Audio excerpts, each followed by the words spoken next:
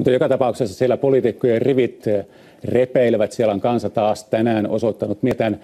Ettekö ole yhtään huolissanne siitä, kuinka kreikkalaiset kestävät tämän valtavan leikkausten sarjan?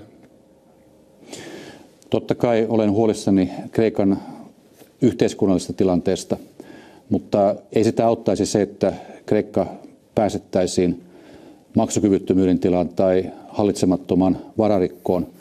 Sen seuraukset olisivat hyvin dramaattiset ennen kaikkea kaikkein heikompiosaisille Kreikan yhteiskunnan jäsenille.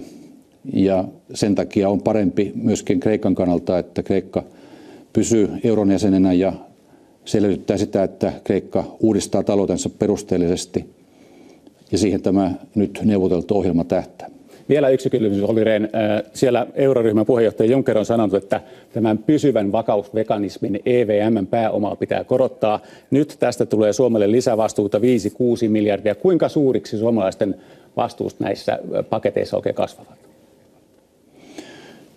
No, Suomessa tietysti osataan se laskea varmasti parhaiten, mutta olennaista on nyt se, että tämä tähän asti luotu suojamuuri tai palomuuri, joilla rahoitusmarkkinoiden myllerrystä voidaan padota, on osoittautunut liian riittämättömäksi ja sen takia osana sitä kokonaisuutta, millä tämä euroalueen velkakriisi pyritään taltuttamaan, on välttämätöntä vahvistaa näitä suojamuureja ja se edellyttäisi sitä, että tätä pysyvää eurooppalaista vakausmekanismia ja väliaikaista rahoitusvälinettä ollaan käyttämään yhdessä ja niiden yhteistä kapasiteettia kyetään käyttämään tarvittaessa, jos euroalueen tai Euroopan talouden vakaus on uhattuna.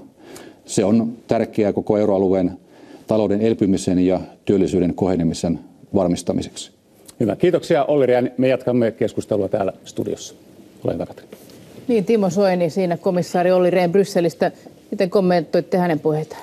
No kyllä Mikkelin miehestä on tullut Brysselin Bobrikovi. Että kyllä, mitä tarkoitatte sillä? No kyllä, tämä on surkea tilanne Kreikan kannalta. Hehän on taloudellisesti miehitetty maa ja 30 000 euroa on jokaista kreikkalaista kohti velkaa.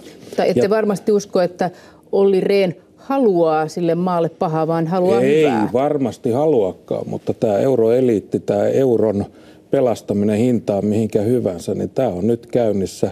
Eurohan on kriisin syy, aiheuttaja ja ylläpitäjä.